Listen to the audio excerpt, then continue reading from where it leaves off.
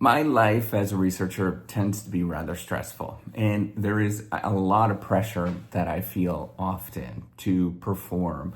And I'm going to walk you through what you should be thinking about in terms of dealing with this stress, because I deal with it and I get through. And I think that that is the most important thing. So, first of all, if you're dealing with a lot of stress, I want you to take a step back and saying, hey, did I eat anything? Have I gotten any exercise? Have I gotten any sleep? If you have those emotions, those negative emotions, really look at that at this moment. Those things almost always, like those three basic things, dictate about 95% of how I feel about things at any given moment. Is making sure that I am actually in sleep is probably the biggest thing. If I get sleep, if I have a little bit of exercise, my life is completely different in how I feel about things. Now, the stressors come from a lot of different areas in your life, but a lot of it has to do with the stress to perform. And the way that I deal with the stress to perform, because that we are constantly under the gun, I sort of think of myself as an athlete. And I deal with myself as an athlete. I am now an associate professor of innovation. Hopefully it'll be a full at some point. And so I have to deal with this in terms of what am I actually going to feel like at any given moment so that I can perform at any given moment. I could get back up and do this again. And the simplest thing, and it's really counterintuitive, in my head, I have to often say, screw you to the rest of the world. I have to say, you know what, this is where my boundaries are. This is my healthy thing to actually do. And so these healthy things for me is making sure that I have a little bit of time with my family at night, making sure that I'm always doing some form of exercise on a regular basis.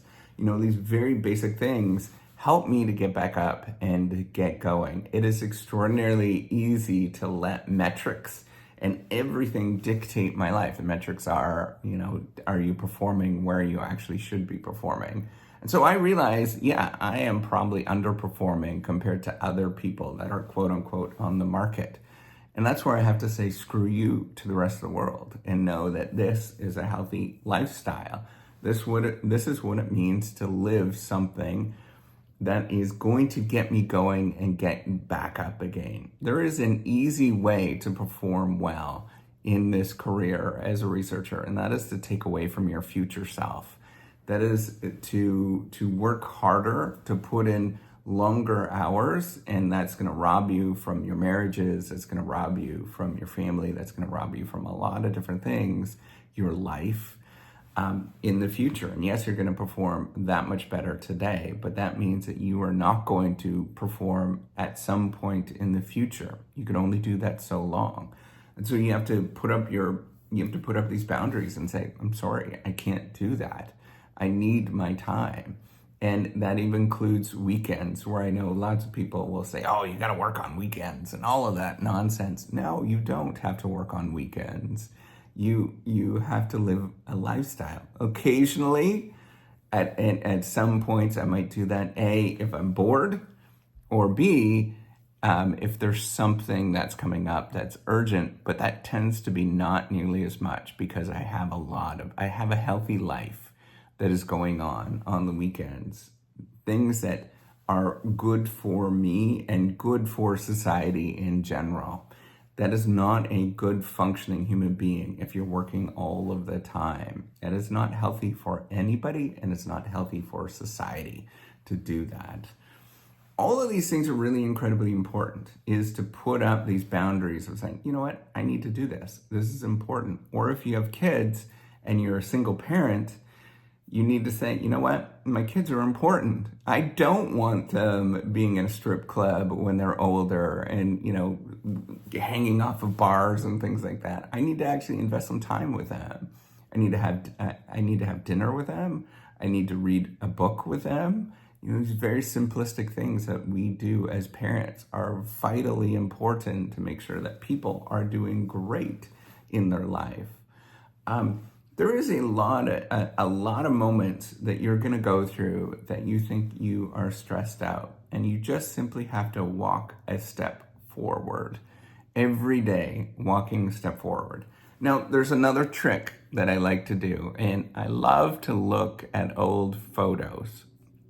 Like, I'm not saying, from 20 years ago, I'm saying from, 50, 60, 70, 80 years old. And what you'll see when you look at these, and even 100 years old, is you will see our life is quantitatively, qualitatively, substantially different. We don't even compare in the world that they lived in. And so it gives me, and that goes for any place, any modern city. You look at New York from 100 years ago, anything, any place, Tokyo, 100 years ago. Tokyo was bombed out, remember. There was nothing that existed there. So I want you to look back at these moments of many, many years ago and realize that we are living in a privileged life.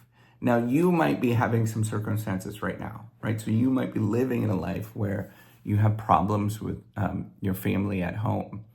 We have tools available for that.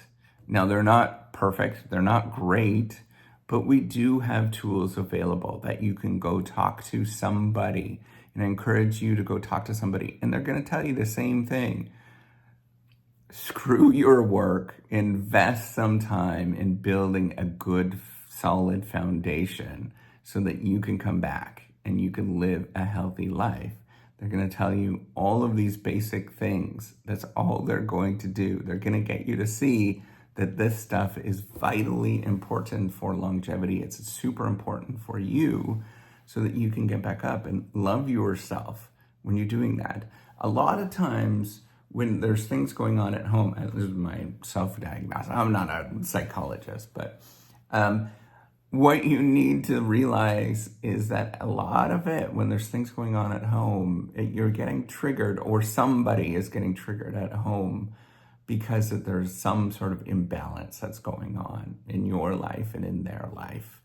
And so you have to spend that time actually talking to somebody to realize what that imbalance is and go talk to them. And sometimes the imbalance is actually even just chemistry, where you have to go, and there are, there's tools available, and don't neglect that stuff. All of that stuff is vitally important. And you might be thinking like, oh, this is going to be like a big life-changing thing. Probably not. Even if you take medication, generally they start off, they're not going to turn you into you're not going to get a lobotomy. They're going to start off with something extraordinarily mild to see if that actually makes a difference in your life.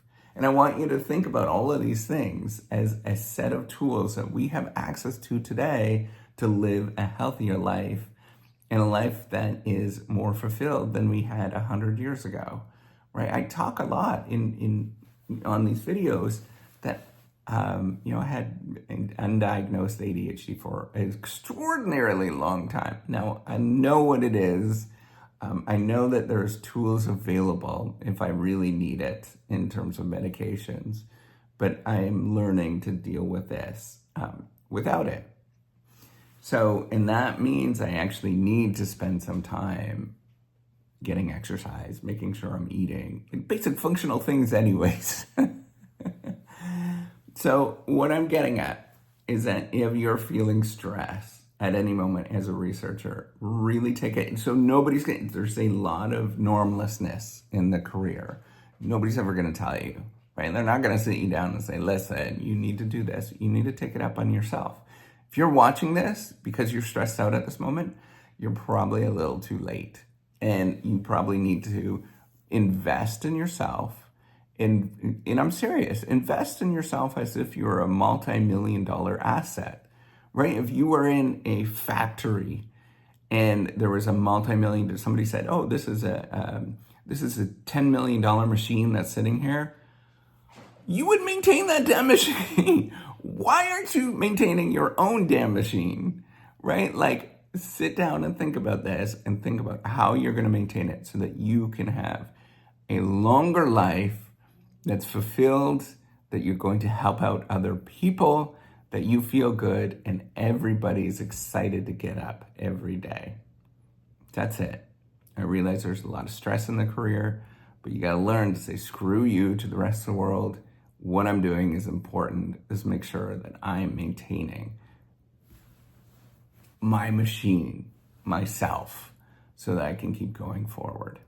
All right, take care. Have a wonderful day. Bye.